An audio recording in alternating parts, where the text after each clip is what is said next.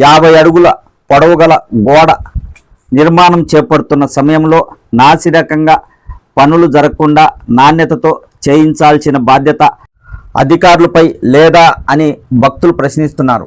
మొన్న తిరుపతి, నేడు సింహాచలం, ఇలా భక్తులు పవిత్ర పుణ్యక్షేత్రాలకు వెళ్ళి నిండు ప్రాణాలు పోగొట్టుకుంటున్నారు. లోపం ఎక్కడా అనేది ప్రభుత్వ పెద్దలు గుర్తించి కఠిన నిర్ణయాలు తీసుకోవాల్సిన అవసరం ఉందని భక్తులు అంటున్నారు. అప్పన్న స్వామి దర్శనానికి వచ్చి ఒకే కుటుంబంలో 4 మృతి చెందడం భక్తులను బాధ పెడుతుంది. లక్షలాది మంది తరలివచ్చే ఆలయాలకు వెళ్ళే సమయంలో భక్తులు కూడా జాగ్రత్తగా ఉండాల్సిన అవసరం ఉంది. భక్తుల మృతికి సంబంధించి ప్రభుత్వం విచారణ కమిటీ వేసింది. మరి ఎలాంటి చర్యలు ఉంటాయో వేచి చూడాలి.